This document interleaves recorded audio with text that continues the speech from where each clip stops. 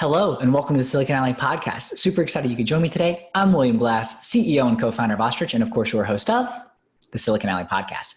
Now, on the Silicon Alley Podcast, I talk to entrepreneurs and top performers to understand what it truly takes to grow and scale a business. You'll get actionable advice that you can apply in your own business and life. Now, on today's episode, I share an interview that I did with Karen Swyszcz on her podcast, Bacon, Bits, and Bytes, discussing the emotional side of money.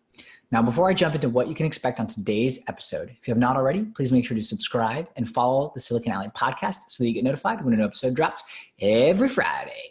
And of course, if you hear something you like, please be sure to share the podcast with others on social media, text, email, carrier pigeon, or however you prefer. On today's episode, you'll hear a fun interview that I had with Karen Swyszcz, host of the Bacon, Bits, and Bytes podcast and co-founder of Kaibigan Connection. If her name and voice are familiar, that's because she was on episode 38 of the Silicon Alley podcast titled Don't Just Focus on the Money. So definitely check that out if you have not already. Today, Karen flips the script and interviews me about why financial well-being and financial literacy are so important, as well as the vision for the company that Andrew Holliday and I are building called Ostrich. On that note, Ostrich is actually approaching a public beta release here soon, and we will of course give early access to Silicon Alley listeners who want to be the first to join the flock. So be on the listen for further updates in the coming weeks about how you can get VIP early access. Without further ado, I hope that you enjoy today's reversed episode of the Silicon Alley Podcast led by Karen Swyszcz. You got no time to waste, but still you hesitate. Caught in a circle saying, I'll never leave this place. Hey everyone, and welcome to another episode of the Bacon, Bits, and Bytes podcast. And today with me, I'm super excited to have William Glass. William is a fintech entrepreneur whose mission is improving financial well-being globally. As founder and CEO of his company, Ostrich, William's mobile app addresses financial literacy deficits by creating social community and accountability around money. Think saving and investing with friends. In addition, William hosts the Silicon Alley Podcast, providing a platform for entrepreneurs from all industries and backgrounds to tell their stories. William owns rental property and was a successful tech sales rep before starting his own business. He was also a Fulbright scholar in Thailand. And William is originally from Alabama and now resides in New York City. Welcome to the show, William. Thanks, Karen. I'm so excited to be here, and thanks for having me on. Oh, no problem. I'm really excited to chat with you today about finances. So given the fact that you were a child actor, what was your relationship like with money growing up? Yeah, that's a great question. So growing up, I saw something about money and time that I learned at an early age that has kind of served me and been a philosophy that I've followed as I've gotten older. But one example, I guess, is when I was probably about 11 years old, I did a Cracker Barrel commercial. And so if you're not familiar with Cracker Barrel, it's just a restaurant chain that serves like Southern food. And it was a day and a half of work, and they paid me $2,700 plus any recurring renewals of the piece after 2 years. And so at the time I didn't quite grasp it, but my dad and my mom were saying, do you realize like not many people can make $2,700 in a day and a half of work? And so I think understanding that there's something to this time versus money and working hourly versus finding ways to leverage your time to make money that kind of stood out to me. And I think that's what I learned through acting as a child and actually having money in retirements accounts and things like that at a really young age, and having the opportunity to kind of pick stocks and things like that not many of my peers were able to do. And that was as I got a little bit older, not when I was 11, but I know, I was about to say, wow. Yeah, no, I'm not a savant or anything like that. Just, curious. So, but yeah, I think that's really what I took away is just sort of that you don't have to equate an hourly wage to your earning potential. Mm-hmm. And growing up, did your parents emphasize the importance of saving money? Like, did they talk to you about money in general? I'm just thinking back to my own personal experience, like growing up, it was never a conversation really until I was much, much older, until I had my first job out of school. Yeah, it was interesting because my mom was very frugal. And so she was very much focused on talking about saving and that aspect of it. So I learned a lot from her and sort of the concept of delay of gratification. I remember in the car as a kid, we'd stop at like a gas station or something. We were on like a long drive or something, and she would get like peanut M&Ms, and she would put them in front me. And if you're not familiar with delay of gratification, but it's exactly what it sounds like. It's this sort of thing where she would put these M&Ms in front of me and say, okay, if you want to have 2 M&Ms, you can have 2 now. Or if you wait 5 minutes, I'll give you 5. And so I was like, of course I'm going to wait. Like, I want more M&Ms. And that was kind of my mindset. And so I didn't realize it at the time, but the delay of gratification, especially when it comes to money and in the sort of the culture that we're in, which is the instant generation of buy this now, you need this, you deserve it now, being able to delay that impulse decision and think about it and realize, well, maybe I don't need these things. So in terms of what I learned as a kid, it wasn't an overt conversation about money and finances. It was just sort of these little things that I cued into. And and we probably get into this later, but, finances is a big reason why my parents got divorced. And so they had different philosophies about it. And, we didn't really talk about it, but that really spurred my interest as I got older in high school and then, into college and beyond about learning more about finances. Cause I saw the damage of what it could do when you just don't have the conversations and aren't on the same page. Mm-hmm. And did this kind of help fuel the idea for Ostrich, which I love the name, by the way, because automatically you think, burying your head in the sand, right? Exactly. Yeah. And it absolutely did. And it's something that it started from that sort of idea of there's got to be a better way to do this. And then over the next, 10, 15 years of just exploring all the different apps and ways that you can invest real estate and stocks and all these different things and making plenty of mistakes along the way.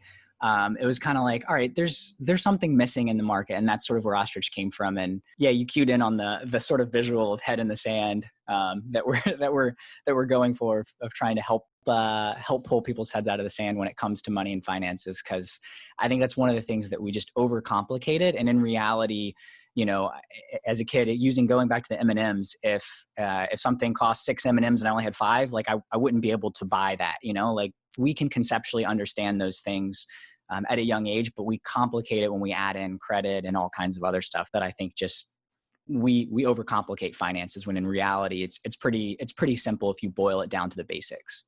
Mm-hmm. And I know there are a lot of reasons behind this, but what do you think are some of the reasons people tend to put their head in the sand when it comes to finances? Yeah. So obviously we don't really teach personal finance in schools. And, there is a little bit of a push of some states. I think Florida recently did it. And there's probably about 20-ish states that require or have some sort of financial literacy type offering. And that's great. But if you look at the folks who are teaching it, and I've had this conversation, so my girlfriend is a teacher and we've talked about this.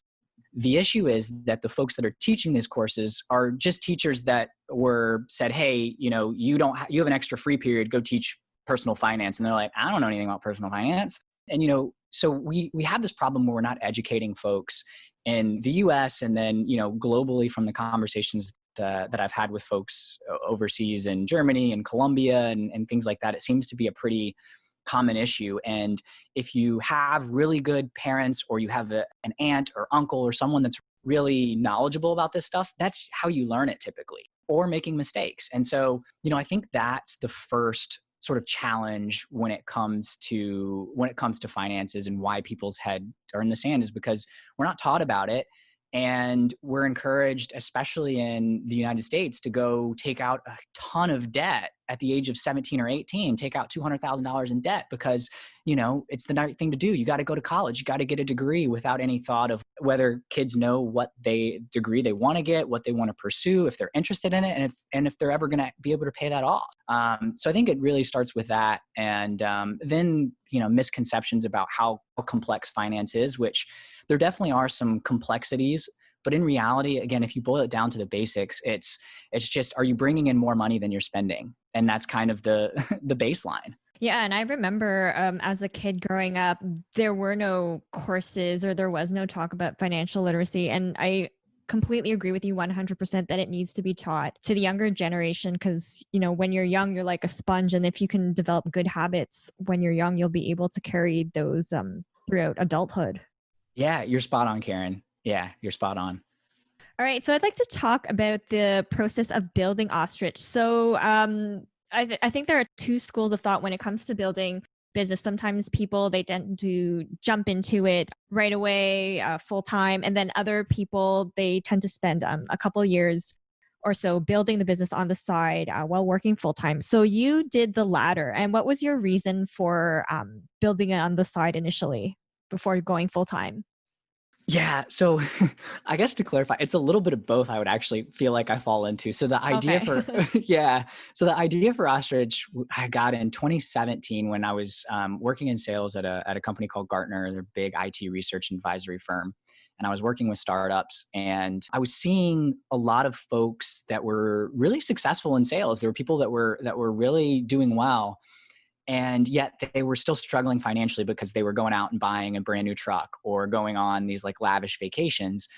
And then you'd see other people, and there's other people that are in like the FIRE community. And if you're not familiar with FIRE, it's financial independence, retire early. So folks that essentially live super, super frugally and try to retire at a very early age. And I saw folks like that at the age of 33 were like, I'm done. I don't need this job anymore. And they walked away and, are doing all kinds of fun stuff. So I saw this sort of dynamic. And at the same time, I was using a lot of the different fintech apps that are out there. So, big fan of Mint and Credit Karma. Credit Karma was kind of the first one that I like hooked into because I was one of those people, even for spending a lot of time in personal finance, I didn't get a credit card until the age of like 20. So I didn't have any credit, which makes it really difficult to make purchases, get a lease, all these things after that you need. You just have to have credit. And so I think it was a combination of all these things. And I was using these apps, and they were helpful to a degree, but Mint has never worked properly. It doesn't categorize things. I'll transfer one thing from another account and it says I made a crazy amount of money. And it's like, can't you see that it's just not in this account anymore? And it's over here. Like, you're supposed to be able to read this stuff. And, some of the automation tools are great, but it doesn't change the habits and the emotional side of money is the thing that was missing. So like, we make emotional choices for logical reasons, and we rationalize those through all these different things. But at the end of the day, we're emotional creatures, we're emotional beings, and nothing was sort of addressing that underlying habitual decision-making process. And so that's where the idea for Ostrich came from. And I wrote a business plan in 2017 and would, work on the idea and spread it out to a couple of friends. And then I would lose it for 2 months and just kind of forget about it and get busy with work or other things and then come back to it. But I always came back. And finally, after moving to New York and having worked at another startup, I hit the point where it's like, all right, there's something here. I've got enough validation points. I, at this point, had connected with another friend who was in New York City, who was in finance and portfolio valuation, Andrew Holiday, and him and I were like, all right, we've got to do this. So I left at that point, and because I had been living really frugally, I had plenty of cash in the bank to live off of savings and still be able to invest in the business. So when I say it was sort of like I took a dual approach, I worked on the idea and started to get validation points, and then finally hit that breaking point where it's like, all right, we got to build this thing. We've got enough validation. There's a need in the market, and we just got to give it a go. Yeah, that was May of 2019 that we started Ostrich, and we've been chugging along, definitely making mistakes along the way, but we're getting close and going to be ready to launch in this next quarter. So it's exciting stuff. Mm-hmm, indeed. And with respect to talking points, you shared that you turned down a $60,000 angel investment. And what were your reasons for turning it down? And did you find it hard to walk away from that kind of money? Yes and no. There's this site called Co-Founders Lab, and there's a couple of these out there. Like AngelList is similar too, but Co-Founders is where you can try to find co-founders. And I'm not inherently technical by nature, and Andrew is more focused on the financial world specifically. And so we were looking for someone that had that strong tech backbone that we needed. And we ended up connecting with this investor on there, and he was based in the UK, and it was really exciting. He wanted to invest in us. And, at this point we hadn't left. I hadn't left my job yet, and Andrew still hadn't. He actually left about 6 months after I did, in November of 2019. So at this point we had been working on the idea and all that stuff, but we actually hadn't even left full time. So it was definitely really hard to walk away from it, but there were some red flags, and the terms of the deal were really what stuck out to us. And then also the fact that this investor was based in the UK and we were both in New York City. And so, being first-time founders, we wanted more of a partner that we could kind of connect with in person or just have more access to. This investor as well was sort of early on. He'd been angel investing for a couple years and had a couple successes, but he doesn't have investments long enough to say, hey, here's some widely successful companies. And a couple other terms of the deal was that, there were some things like we had to use his development company to lower his risk. Cause he's like, I'm investing in you guys and there's some risk for me. So to, limit my downside is rather than you guys build it or hire someone else, we're going to use my development firm and we're going to use my marketing company, which, makes sense if you look at it from his lens. But for us, we just didn't want to give away that amount of control. And, I think that's why we ended up walking away. It just wasn't a fit. And we weren't super excited about the offer. Initially we were because someone was interested. But when we took a step back to like really think about what we needed and what would move us forward, it just wasn't a fit. So yeah, it was tough, but it definitely, I think, was the right decision for us at the time. Mm-hmm, for sure. Sometimes you just have to listen to your gut and see what it is saying. And more often than not, it is right. Exactly. Yeah. And you've got to figure out what it is you truly need, right? Because someone else, that was probably the perfect deal, like it limits your risk. You've already got someone that's investing in the company and you haven't left your job yet and all that stuff. But to us, those were red flags. And it was just interesting. So as the non-technical founder of a tech company, have you ever felt like the pressure to become more technical? So I'm just curious to know how you guys manage the technical aspect of the platform itself. Oh, absolutely. So I've spent time on like free code camp and some of those things and learning, starting with HTML and CSS and then moving into JavaScript. And by the way, I still don't know how to code, but I understand some of the concepts. And I think one of the things that Andrew and I did is we've have a couple technical not co-founders, but advisors. Mm-hmm. And that's been what helped us. So early on, right out of the gate, we got a technical advisor and he was super helpful in terms of not allowing us to make a silly decision. And, that was extremely helpful. And so I think I've talked to close to 20 different dev shops, US, Canada, Philippines, Ukraine, all just everywhere, pretty much everywhere, in every country. And I've learned so much from every single conversation over that time, having those conversations and starting to understand, okay, well, how does this company work? How does this one work? And there's so many different business models out there when it comes to potential development partners, but definitely have felt the need to be more technical. And actually, we were looking at no-code platforms. So there's no-code platforms that are very similar to sort of like website builders that most people use today, like a Wix or a Squarespace or even WordPress now with some of the plugins that they have. So you can build websites and web and mobile apps visually. Now, the downside is that you're not able to do as much of the customization and you're kind of limited to the features that are out of the box, so to speak. So we looked at some of those and recently we actually have gone with a no-code platform that we found that just was been enterprise only for the last 10 years and just rolled out like 2 months ago when we were about to make a decision on hiring a dev shop. And I've actually been able to build the platform to the degree that we want because they've done some different innovations where it's flexible enough, but also simple enough that as long as you understand some computer science terms and things like that and how stuff should work, you can build stuff without coding. And so definitely have felt a push to get more technical and have gotten a lot more technical over this last couple of years. Yeah, that's really great advice, especially I think for people who are passionate about tech and want to build a tech-focused company, but feel that the lack of experience might hinder them. Like the fact that you mentioned getting a technical advisor early on helped you guys, and then also looking into things such as no-code platforms. Yeah, absolutely. And pretty much every dev shop, if you're early stage, you haven't raised a bunch of cash, they're all going to quote you roughly the same price. It's all going to be somewhere between 25 to 50K. That's where they're all going to land, no matter what features you throw at them, no matter whatever it is. I've seen it across the board. We've changed our specs so many different times and everyone falls in that same range because they really don't know. They don't know until they start building it, until you start changing or you want certain features more complex because, we say we want chat in an application. Think about it. WhatsApp is its own chat app itself, but building WhatsApp would take ages because it's such a robust chat feature. So yeah, those are some of the things that we've learned. What I love about the app as well, when I was looking at the site, is that you have a lot of fun financial challenge, and even like the names alone, like a couple of them that stuck out to me was drop it like it's hot. So suggesting to drop a few of the subscriptions, and then also my love for you is priceless, having to do with getting engaged and weddings. So how do you come up with the ideas for this challenge? And also, what is your favorite challenge? Oh, that's a great question.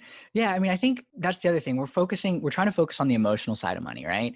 And you got to make it fun. Like everything's so numbers and logic driven right now in the industry. And that's where I think we're really trying to come up with more fun ways that fit into how people's lives are. Cause it's easy to think about, hey, like I'm going to get engaged and I need to save for an engagement ring, or I need to save for a wedding. And so just trying to come up with fun ideas that fit into people's lives. In terms of favorite names, I think Drop It Like It's Hot is up there as one of my favorites. Frugal Fall is the first one that we ran. So we actually tested these challenges using tools that were already out there, like Facebook groups and things like that, to validate our idea. And that was the first one that we ran and had a lot of success with and learned a ton. So I think that one, even though it's probably not the funniest or most clever name, is just the most meaningful. So with respect to money mistakes, can you share what was your biggest money mistake if you have one? Yeah, I made a lot of money mistakes over the years. I think one that really stands out that I think will hit home for a lot of people, I'll share two. One is more focused on, well, actually, they're both me being naive.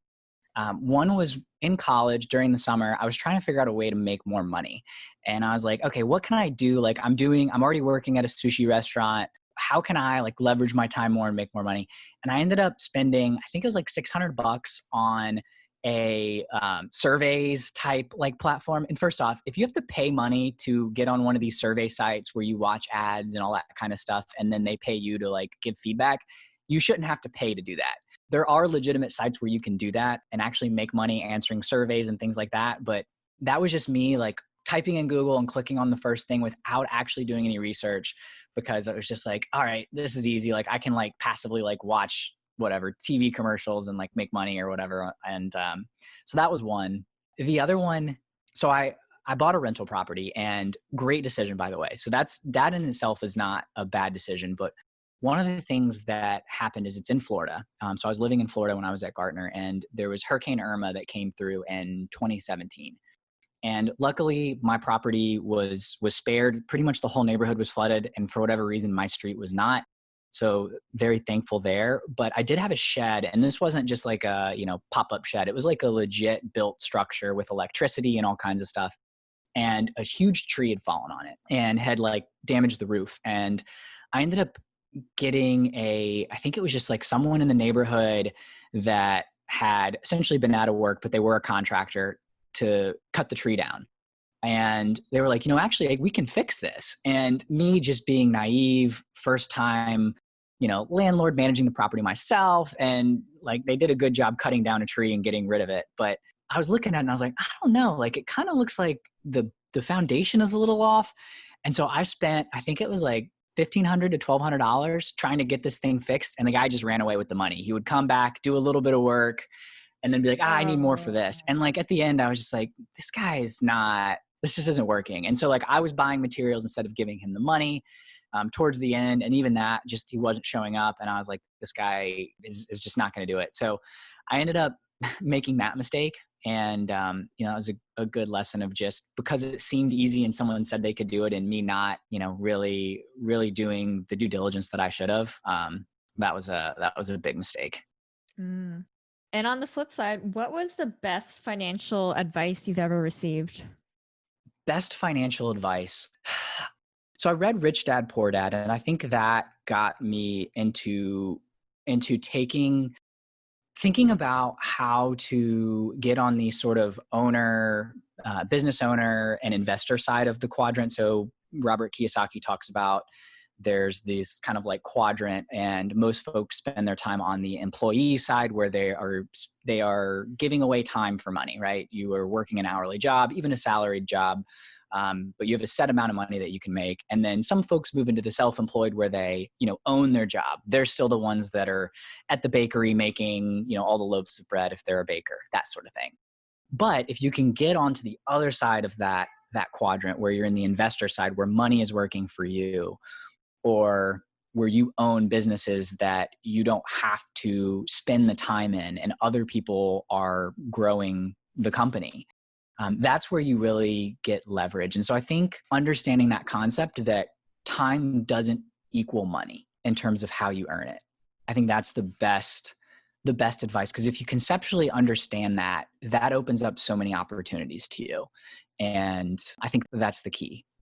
So speaking of businesses, I'm just thinking back towards the 2008 financial crisis, where a lot of big names we know now, such as like WhatsApp, Pinterest, Instagram, and Venmo, they were started not too long after the financial crisis. And given the fact that we're now in a different type of crisis like the pandemic, however, it is affecting the economy as well.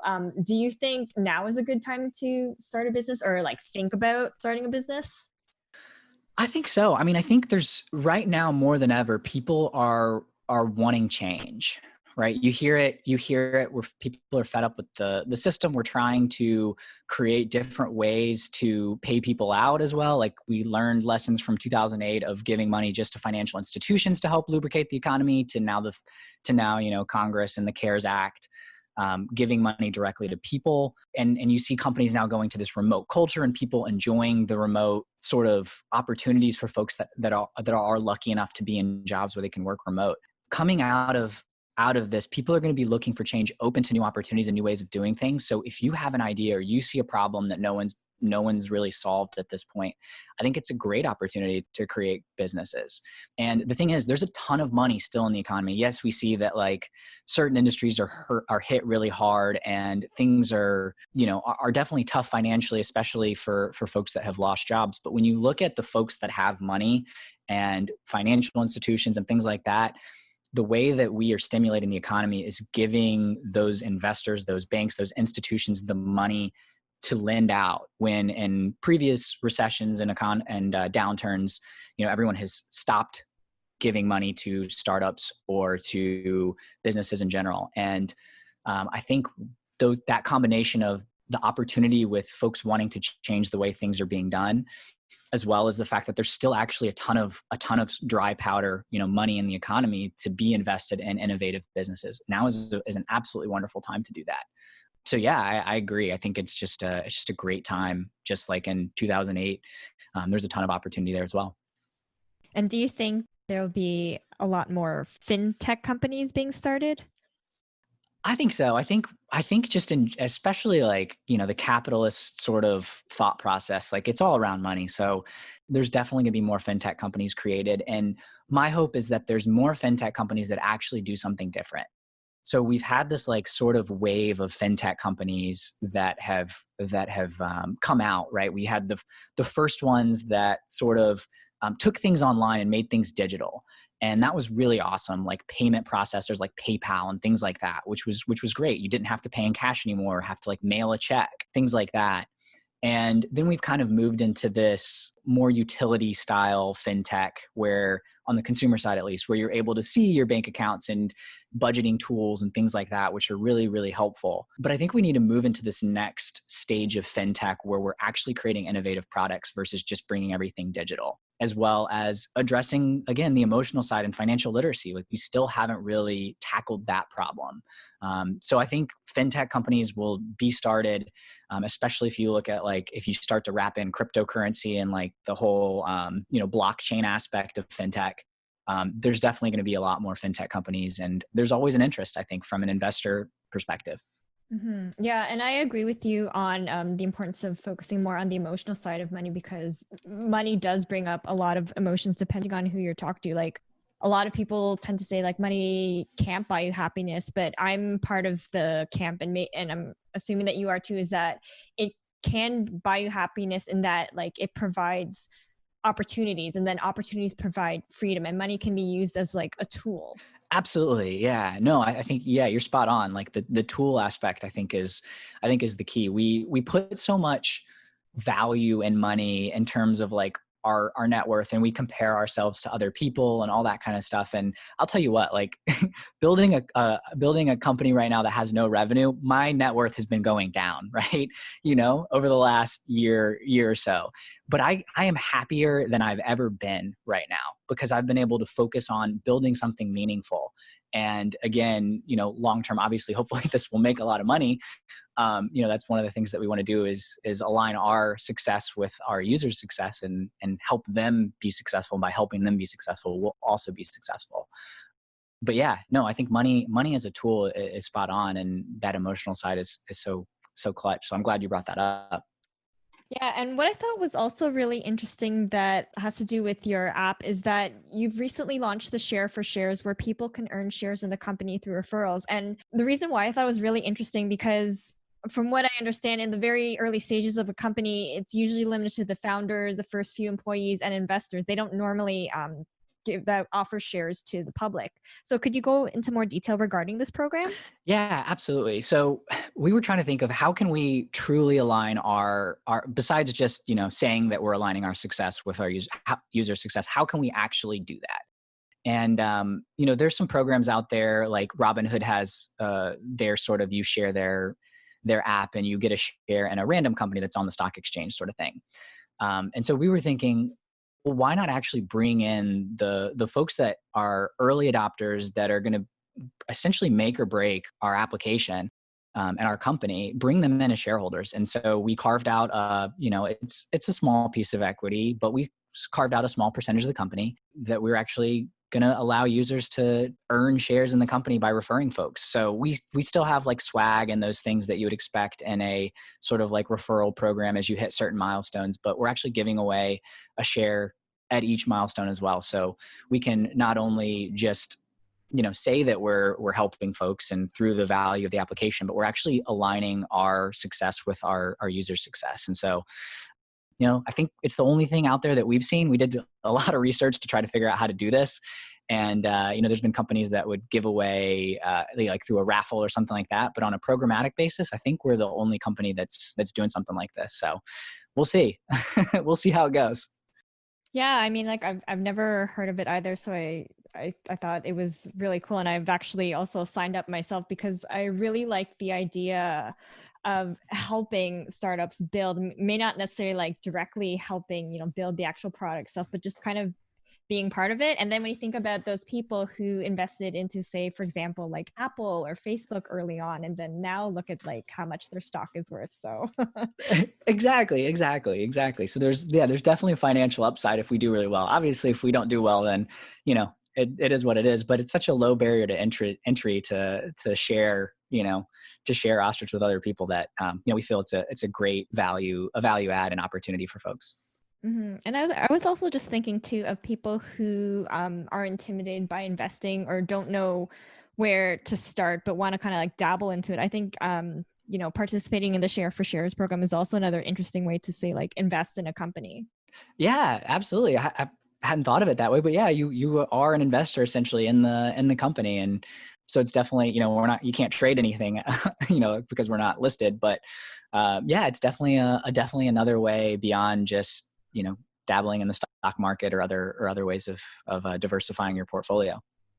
And again, just like talking about like your mission statement, I really think it's amazing how you highlight that it's not just about the number crunching, because as we were saying, like I think a lot of people tend to think finances can be really dry and it's complex and there's a lot of numbers, but really for some people it can be staying accountable. And like you guys building this community, like saving and investing with friends, because, of course, now that we can't even really do that much stuff, like hopefully by the time your product launches, we can. But again, it's something to look forward to, like you're reaching goals together with your friends. And I think a lot of the times why people don't like to talk about money with their friends is that they're embarrassed, or like, say if your friend, for example, say, hey, let's do this, let's go on vacation, let's go to this fancy restaurant, but you feel you can't be open and transparent about them just because of your financial situation. And a thing, again, just kind of reiterating the fact that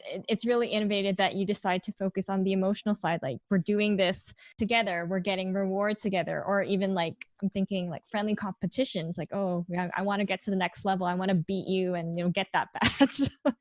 Exactly. Yeah. Bringing in that collaborative, competitive nature is exactly what we're going for. And, we still understand that some people are going to be hesitant, and like it's a taboo topic. Like, some folks are really comfortable sharing and have no issues talking about money, and others, it's like the worst thing in the entire world to think about. So we put some stuff in place as well, like not disclosing actual dollar figures, but using like percent to goal. So that way, like if you have a friend that is in finance and makes, a ton of money, six plus figures or whatever, and then someone who's a teacher, they can still, work towards their goals because their goals are personal to you. But if you're comfortable sharing those, feel free. But the app is set up so that that everyone, no matter, where you kind of fall on the earning scale or where you are in your financial journey, so to speak, you can all work together.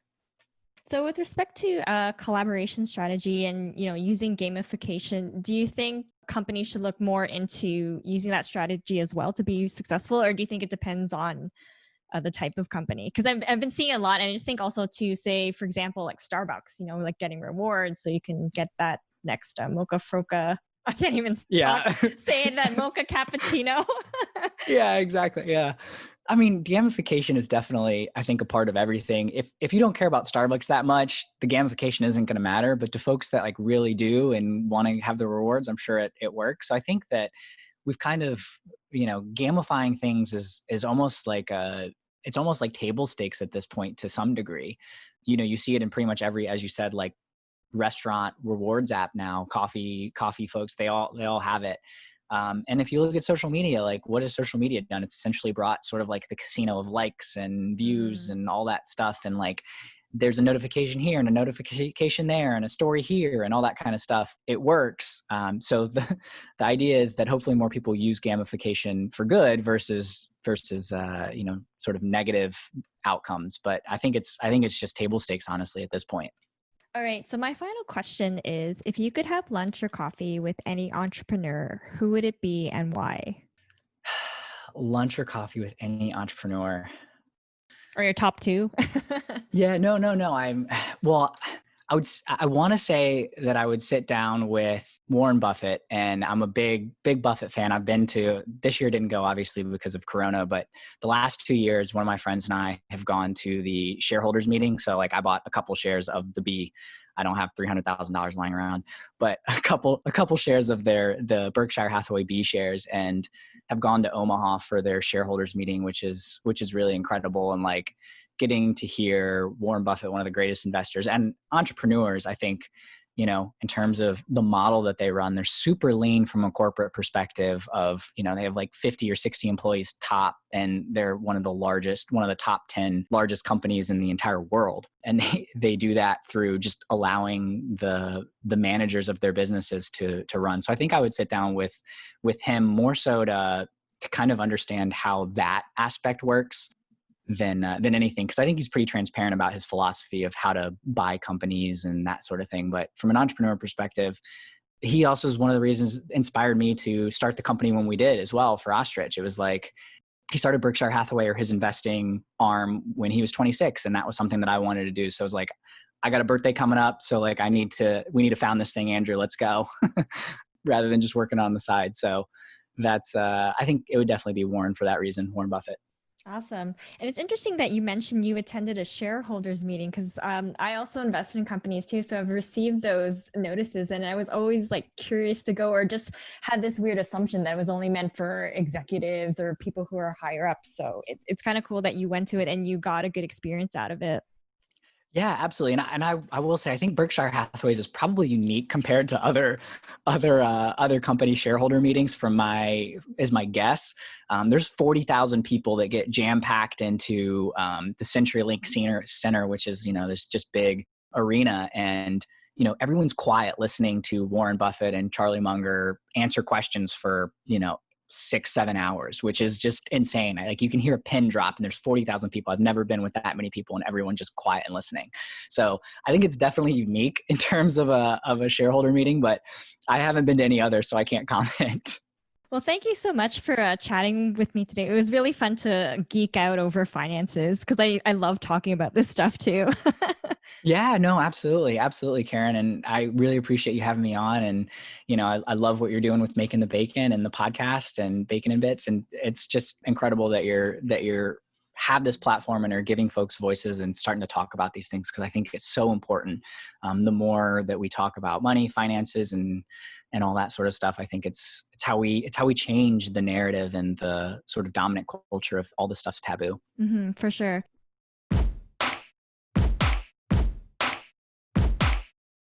That's it for today's episode of the Silicon Alley Podcast. I hope that you enjoyed the interview from the Bacon, Bits, and Bytes podcast, which is available wherever you listen to podcasts. So definitely check it out. Karen has some great guests on there, and a couple particular ones that I like happen to do with some of the VCs that she had on recently.